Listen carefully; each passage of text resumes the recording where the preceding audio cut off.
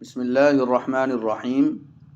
زیب و زینت کو پسند کرنے، اس کی ترغیب دینے کے ساتھ ساتھ شریعت مطہرہ نے اس کی حدود بھی مقرر کی ہیں اور مقررہ حدود سے آگے بڑھنے پر پابندی لگا دی۔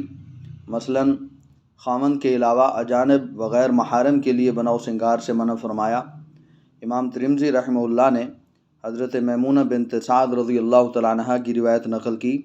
جناب نبی کریم صلی اللہ علیہ وسلم نے ارشاد فرمایا: مثل الرافلة فی غیر اہلہا کمثل ظلمۃ یوم القیامہ لا نور لها۔ جامع ترمذی کتاب الرضا باب ما جاء فی کراہیۃ خروج النساء فی الزینہ۔ آپ نے فرمایا کہ اپنے خاوند کے علاوہ دوسروں کے لیے زیب و زینت کرنے والی قیامت کے دن ایسی تاریکی میں ہوگی کہ وہاں روشنی کی کوئی صورت نہ ہوگی۔ اسی طرح شوہر کی استطاعت اور طاقت سے زیادہ کا مطالبہ کرنے کو اچھی نگاہ سے نہیں دیکھا گیا۔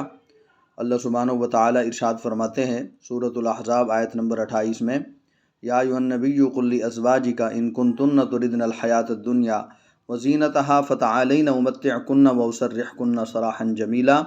اے نبی، اپنی بیویوں سے کہو اگر تم دنیا اور اس کی زینت چاہتی ہو تو آؤ میں تمہیں کچھ دے دلا کر بھلے طریقے سے رخصت کر دوں۔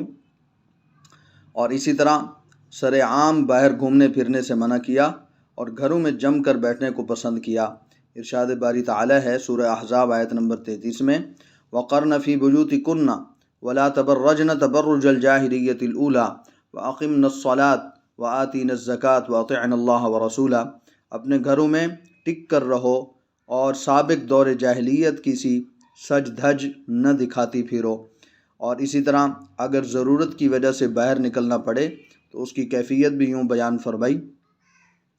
سورہ احزاب آیت نمبر 59 میں: یا ایھا النبی قل لازواجک وبناتک ونساء المؤمنین یدنین علیہن من جلابیبہن۔ اے نبی، اپنی بیویوں اور بیٹیوں اور اہل ایمان کی عورتوں سے کہہ دو کہ اپنے اوپر اپنی چادروں کے پلو لٹکا لیا کریں، یہ زیادہ مناسب طریقہ ہے تاکہ وہ پہچان لی جائیں اور نہ ستائی جائیں۔ اللہ سبحانہ و تعالی ہماری خواتین کو ان آیات پر اور ان اصولوں پر عمل کرنے کی توفیق عطا فرمائے۔